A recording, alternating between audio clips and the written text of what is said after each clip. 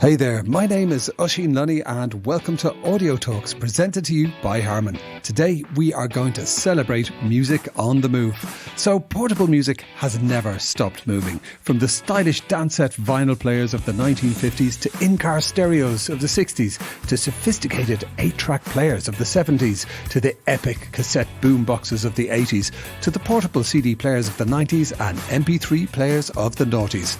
And today, the latest Samsung Galaxy Z Fold 6 streams from a catalogue of millions of songs in a heartbeat. But this journey is more than just technological. It's emotional, it's cultural, and it is deeply personal. Today on Audio Talks, we're diving deep into the evolution and the future of portable audio. And I am delighted to be joined by two industry heavyweights, Carsten Olesen from Harman International and Guy Hammett from Futuresource Consulting.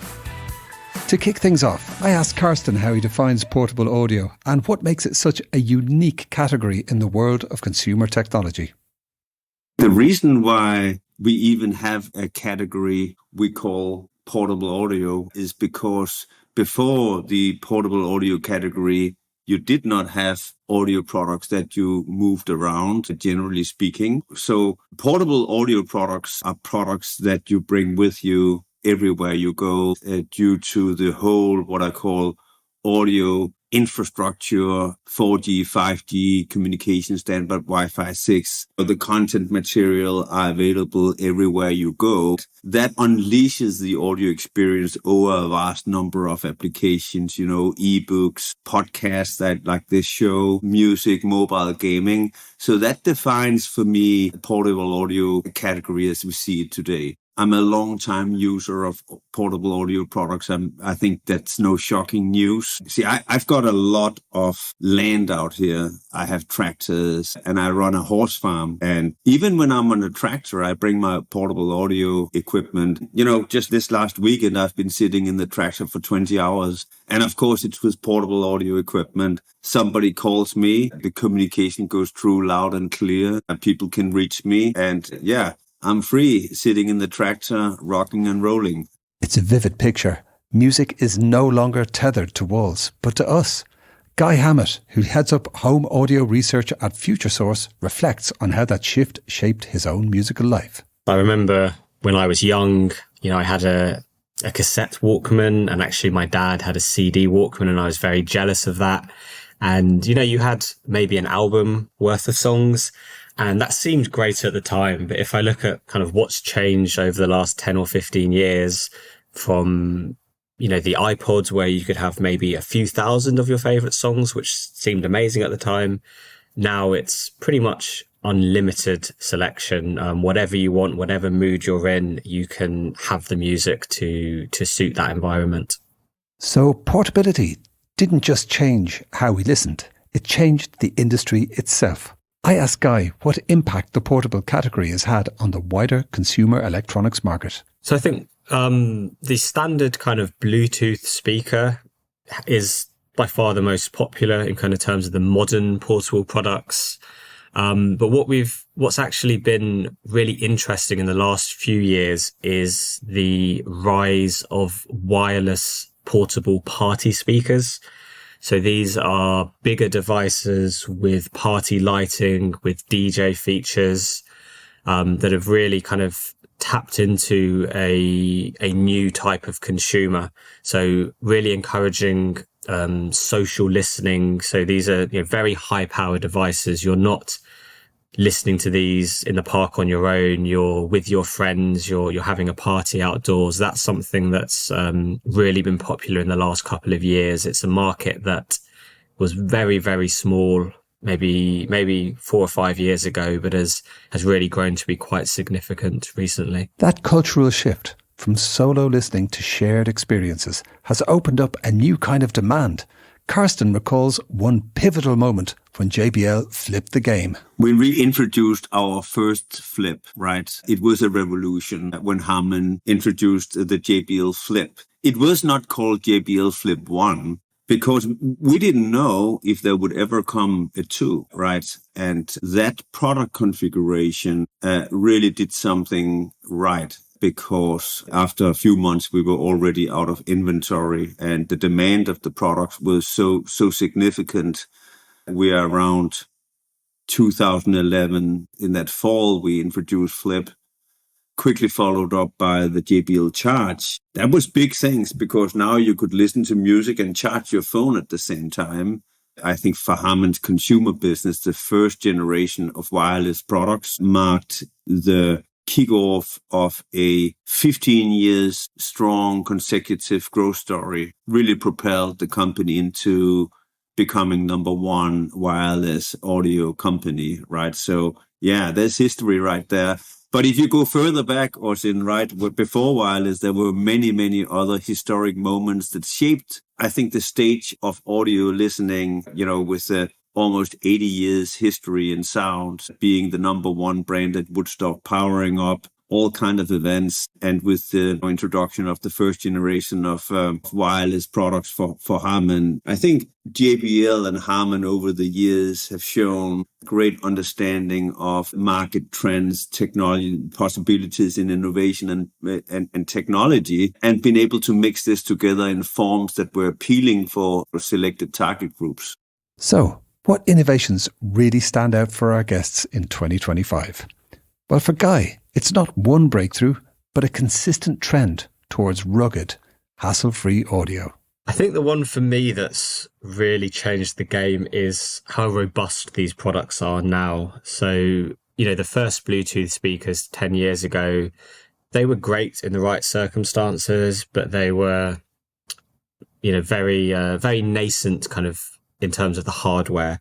What we've seen in the last 5 or 6 years is that Bluetooth speakers, especially, they're dust proof, they're waterproof, they're drop proof, they're pretty much everything proof now. So I really like that I can take, a fairly expensive piece of tech with me, and I can throw it in the swimming pool, I can drop it in the ocean. It still works fantastically. I can listen to it. It can float in the pool with me.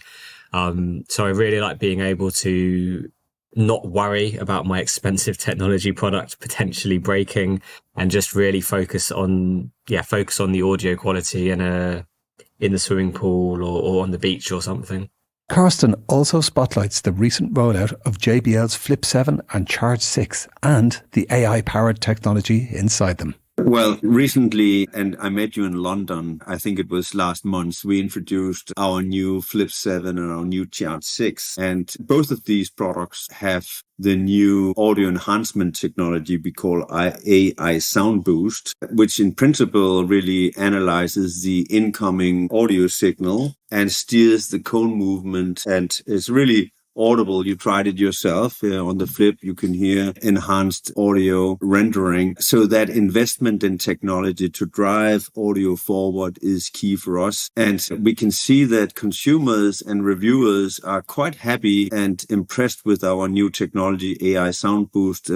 What Hi-Fi gave us a 5-star review for the Flip 7 and another 5-star review from the Charge 6, right? So, of course, we like that very much. So I would say features like AI Sound Boost, new features, new technologies, investment areas for us. It's a little bit like in the older days, and I've been here 30 years. I think I mentioned that earlier. In the early days, we were manually voicing speaker products. We were literally sitting days listening and then voicing them. And today, a lot of the audio enhancement and quality improvement lies in the DSP. So you adjust your DSP, you have your DSP mapped out. Then it's that, I would say it's a little bit like you have an electric vehicle, an EV, and you download the new software. Now you have 5% more horsepower. So are the laws in the physical world. We use more and more digital tools from, you can call AI, that's helping us to understand how to steer and manage the audio signal with the sole purpose of delivering the best in class. And with the Flip 7 and Charge 6, with the 5-star reviews, I think we are pretty close to what is possible today from these enclosures. So what does the future hold for portable audio? Well, both Guy and Carsten agree a quiet revolution is coming, and it's been led by Bluetooth LE and Auracast. A really interesting feature that we're keeping our eye on at the moment is Auracast. So Auracast is part of the updated Bluetooth specifications. So there are a few models on the market now, primarily from JBL actually, that do have Auracast, but we're expecting to see a lot more in the next couple of years. So what Auracast can do that the current iterations of Bluetooth can't do is offer a better quality audio experience to consumers. It also offers very easy pairing of speakers, so you can very easily listen to stereo content or potentially in the future even multi-channel content. And what we think is really crucial about Auracast is that it offers this better consumer experience without any extra complexity from the consumer. So for really dedicated audiophiles who want the best sound quality, there are already features and technologies available that can offer this really good sound quality, but it requires the consumer to do a lot more work. They have to go out and find the appropriate streaming service. They have to make sure that that works with their speaker. And for your average consumer who just wants something that works very simply and sounds great, that's a bit too much work. But with these new technologies, the audio brands are able to marry the convenience of the current products with a higher quality experience with no negative trade-off for the consumer. So that's something that, again, we're really excited for in the next couple of years.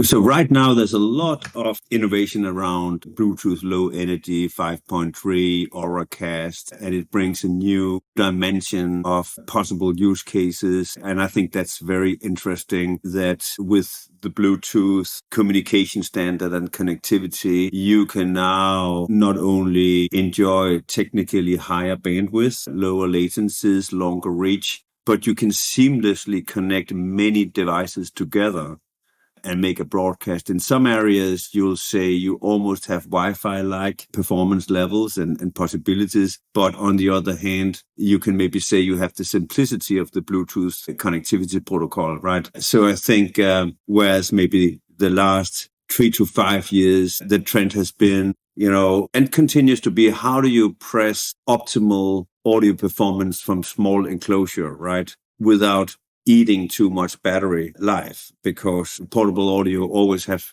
a battery.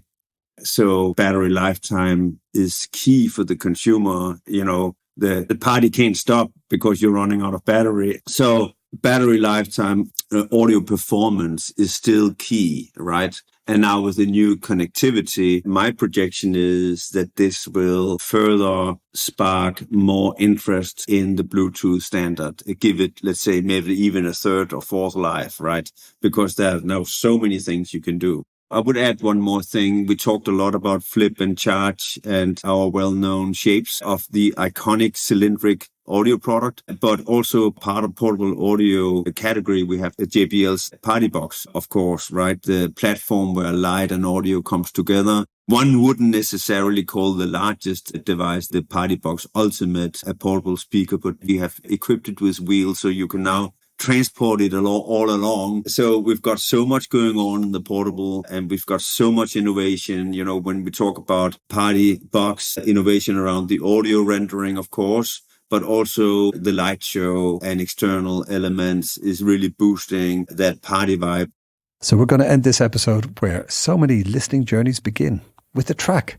I asked both of our guests what they're listening to on their favourite portable devices right now, and to add it to the Audio Talks VIP title playlist. So this might be a little bit cliche right now, and I know the Super Bowl was maybe a couple of months now, but I'm still listening to a lot of Kendrick Lamar. Anything off his new album is fantastic by me.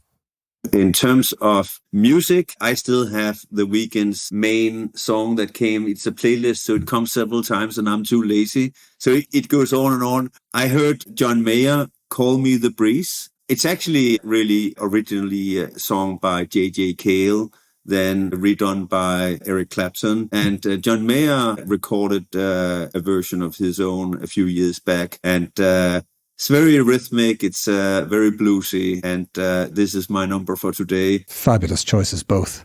And my own contribution to the playlist is Weather Report and Teen Town from the album Heavy Weather, because it is the first track I ever remember hearing on a portable device on headphones. It was on my father's brand new portable cassette player on a bus towards Donegal in Ireland, way back in the day. And all of a sudden the bus journey was transformed.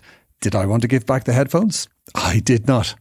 So there you have it. From classic rock and jazz fusion to cutting edge hip hop, the soundtrack of our lives is portable, powerful and deeply personal.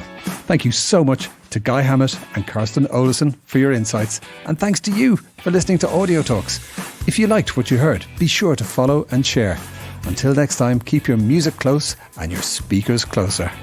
For more exclusive content, some behind-the-scenes goodies, and maybe even some competitions, connect with us over on the Instagram. You can find us at Audio Talks Podcast. We'll be back soon for some more magnificently mobile Audio Talks. See you next time.